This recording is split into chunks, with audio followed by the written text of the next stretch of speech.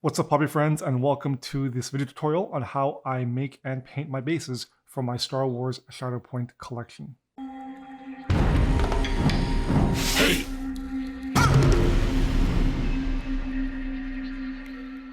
So the first thing I'm going to do for all of my bases before I do anything on top, and the reason for this is because I can flip them upside down, lay them flat, and it's a lot easier just to work with them, is to magnetize them. The base depth of the bases is about 2.5 millimeters. So you're going to need a fairly thin magnet for this. I'm going to be using these N52 magnets. So N52 being the sort of the strength of the adhesion. 52 is fairly strong, I find. And then the width is 5 millimeters and the depth is 1 millimeter. So we're going to need 2 of these per base. Some of the larger ones you may want to do 2 depending on the models on top.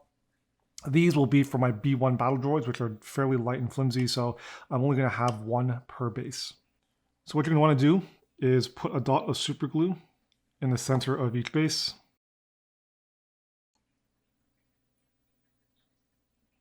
And then to help with the super glue curing, I like to use just a bit of accelerant. And then once the first magnet is dry, just put a dot of super glue on top. And applying the second magnet is a lot easier because it'll automatically stick to the pole. And of course, once you've got the magnets in, you want to take the base off of the sprue and just clean up the edges. Just use a pair of clippers.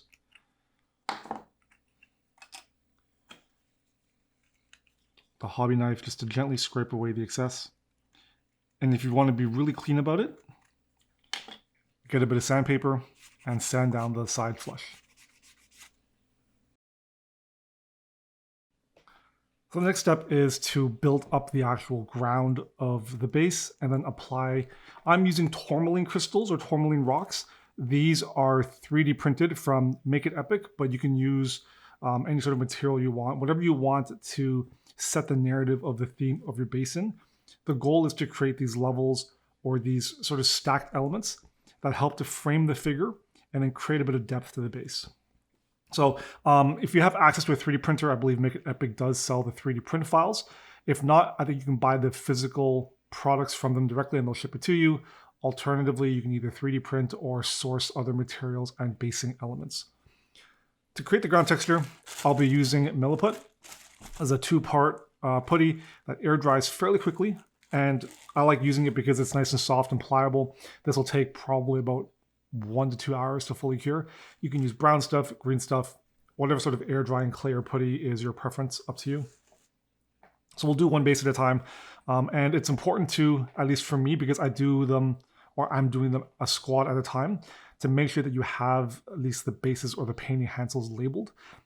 The position of all the different elements is specific to the model. So you want to make sure you're not mixing them up. So for here, you can see I have Kalani, I have Ventress, and then because the B1s are identical, not really used, I don't have to label them, but I just did for my own OCD sake. So what I'll do is I'll just start taking globs of Milliput and I'm just going to slap it onto the base.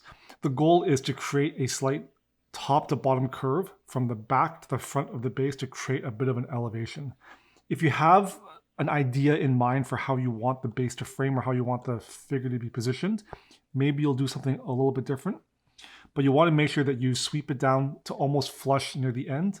So that way when we apply our ground texture paste, we have a bit more of a smoother transition from the Milliput element onto the plastic base.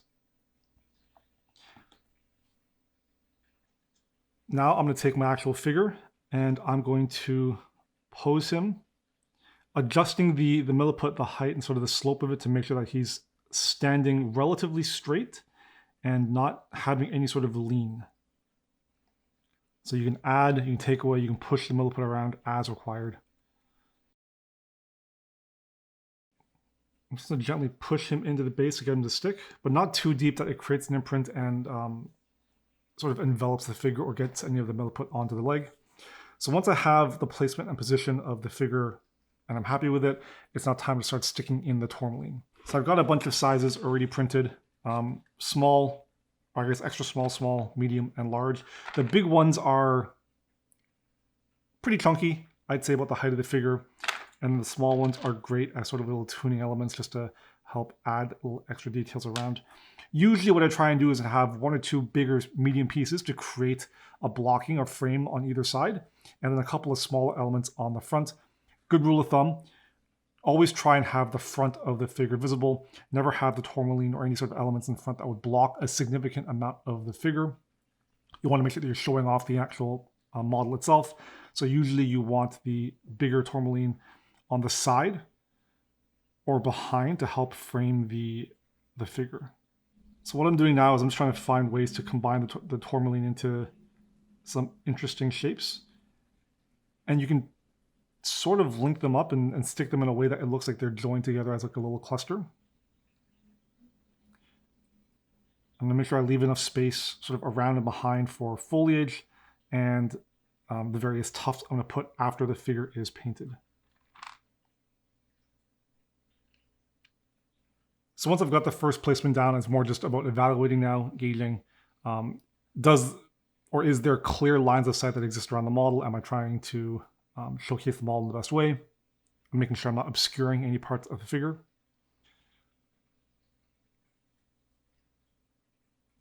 And once the Milliput has fully set, we can pop the miniature off. Because we only lightly tapped it into the surface, it should be relatively easy just to pop the miniature. Be careful not to break anything as it comes with, for example, Ventress's lightsabers. And we can move on to applying our ground texture. I'll be using Vallejo's diorama effects for this. This is an acrylic-based product, so you can use a brush, apply it, you can dilute it, very easy to clean. And we're just going to brush it all over the surface. Where you have your tourmaline crystals or whatever ground texture and detailing that you choose to attach to the base, make sure that you use the brush to really get the texture paste right up into those crevices.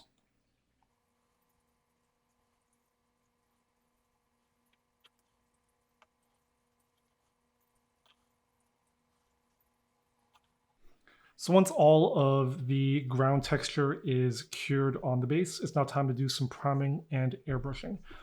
So I give the entire base a prime with Vallejo's Surface Primer Black, and then I do a three-tone blend with the airbrush.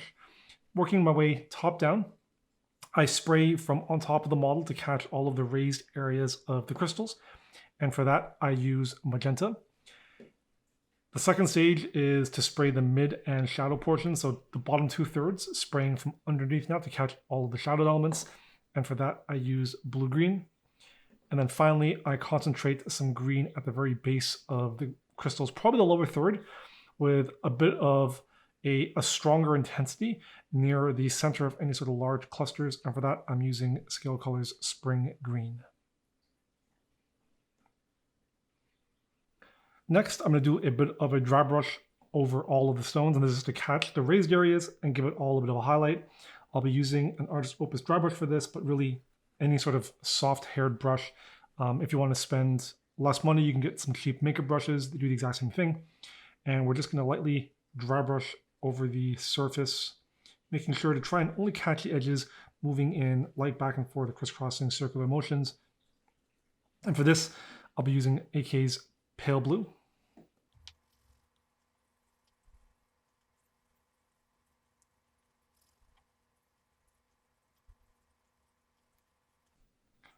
I'm going to then paint all of the dirt and ground with Tenebrous Gray. You want to make sure that you dilute the paint just a little bit so that it flows a little more nicely into all the little crevices and sort of air pockets in the texture. The next thing to paint on the base is to dry brush the ground texture. And for this, I'll be using Leather Brown and Emerald. I'm going to do a general dry brush over all of the dirt, just keeping it nice and light. I don't want to oversaturate or have any sort of bright spots.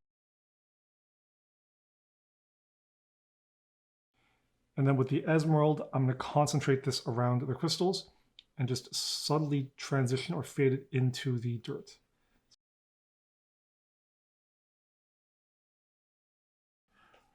And then finally, I'll paint the base trim black. I would advise that you do this first. I find that the foliage and the tufts tend to overhang the edge of the base a lot, and doing the base trim black afterwards can be a little bit trickier and a little bit harder trying to paint around those elements. So I like to do this step first. So even if I have to go back in and touch up some of the base trim, the majority is done. I'm not working my way around all the different foliage stuff.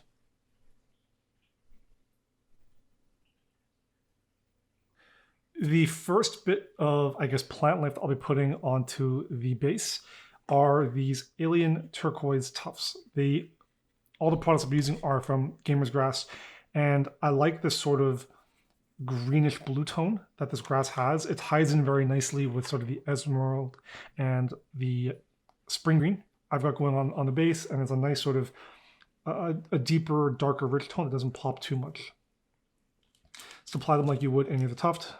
Just pull them off of the little sheet here, and then we're going to first test the positioning of a few bigger pieces.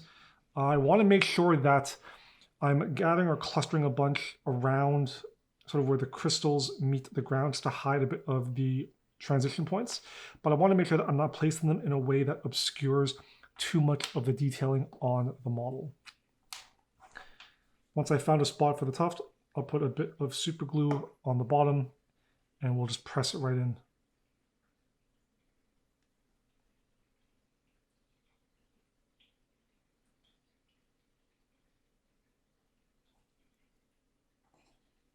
With the tufts placed in, now it's time to go in with the foliage. Again, this is all products from Gamer's Grass. You can use stuff from AK, but I find that theirs is just regular colored sheet. You actually do the painting yourself. What I like about these ones is that they are pre-painted. So apart from the shaping, there's almost no effort at all. Just curve it, curl it, shape it to give a bit more of an organic shape to it, glue it on, and you're good to go. So the ones that I'll be using on Kalani's base are some deer fern.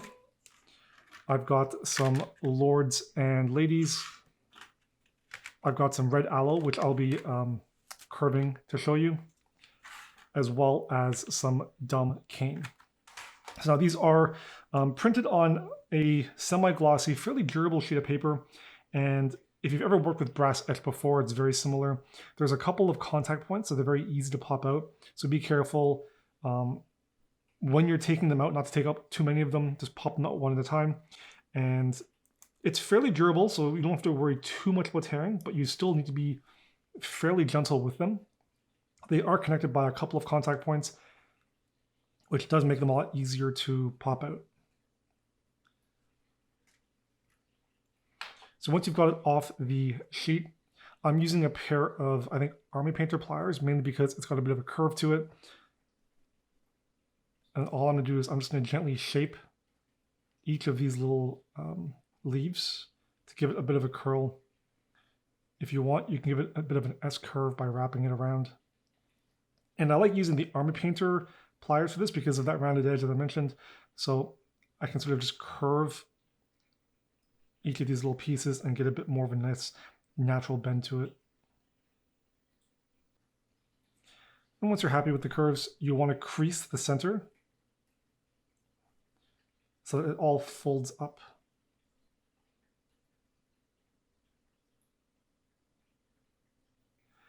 And then much like with the tufts, once you've got the nice curve to it and you're happy with how it looks, it's now time to find a good place or a position to put them in.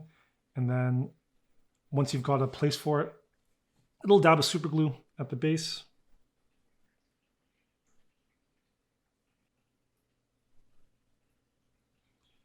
Make sure you press down in the center to really just get it to fix in. And you really want to add a variety. That's why we used a whole bunch of different products to make it feel a lot more natural and overgrown. I'm using a variety of shapes to create the layers, a variety of colors for just a lot more visual interest.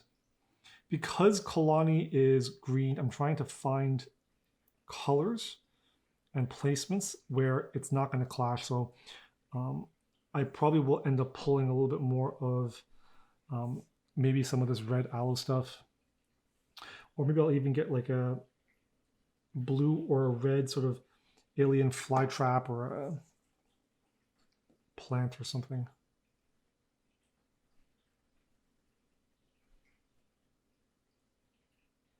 and definitely mix up the size and how each of these overlap.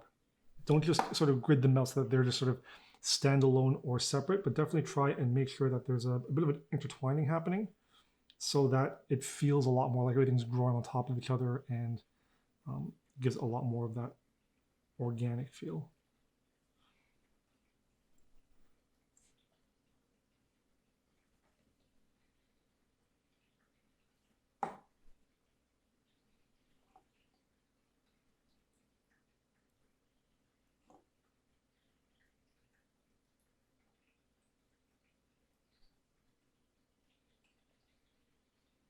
So once I've got all the foliage down and I've given the super glue enough time to fully set, you don't want any wet super glue, otherwise it's going to react with the paint and the water from our filtering stage.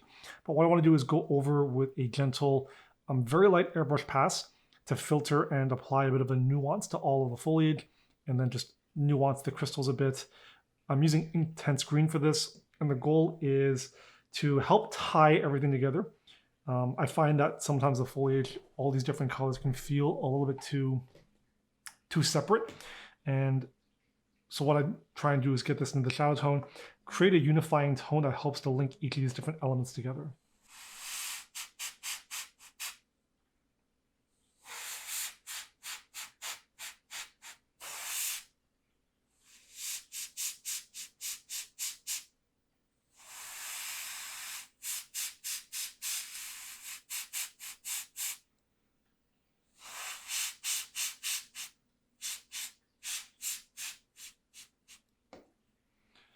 And that's pretty much all I do for the basing. So you can see it's a lot of prep work and a lot of it is just drying time. I tried to minimize the amount of actual painting I did on these bases. And so I leaned a lot on very simple airbrush techniques, some dry brushing, and then just using some very bold color tones to get the majority of the paintwork done. And then from there, it's all just using pre-painted foliage. If you're doing this for more of a display piece, you might want to go over and just do a gentle green or a black pass over the edges of all the plants. There is a bit of the white border of the paper showing through. I'm not too concerned for a tabletop piece like this from far away, 3, 4, 5 feet away. Don't really notice it, but that's like a little subtle detail you want to take care of. So that's it for this video. Thanks for watching. If you enjoyed, make sure you give it a like and subscribe for more awesome weekly content. If you want to check out my other social media platforms, I'll make sure to have a link in the video description below. And as always, until next time, happy hobbying.